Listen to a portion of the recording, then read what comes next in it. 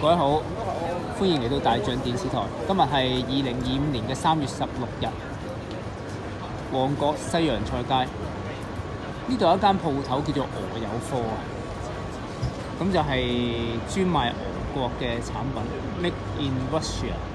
咁大家望住呢個熊仔，咁就代表咗咧呢個係一個俄國嘅公司啊。因為喺世界歷史咧個課堂當中，俄國都係用熊嚟做代表嘅。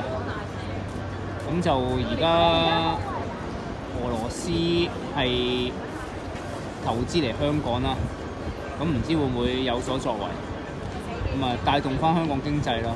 同埋俄國因為而家同烏克蘭嗰個鬥爭仲未完結嘅，咁佢係俾其他嘅國家制裁啊，尤其是歐洲國家啦。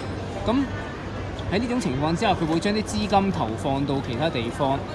咁例如係中國嘅地方啦，咁而香港亦都係中國一部分，所以俄國都會係將個焦點放喺香港啦。咁就政治同經濟都係密不可分嘅，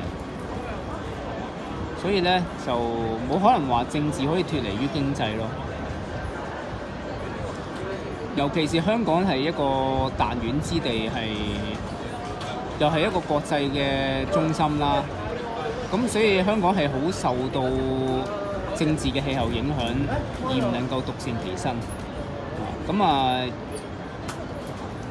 呢度有間俄國嘅公司係投資喺呢個鋪頭啦。咁都希望有其他嘅國家嘅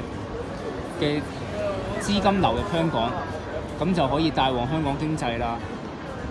咁大家望下周圍，呢個係旺角區，咁都暫時嚟講算係幾繁華嘅。咁就唔會有好多吉鋪啦。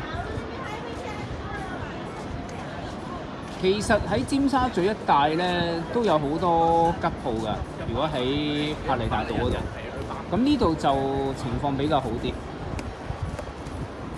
咁我大象喺度祝願香港經濟恢復生機啦，咁同埋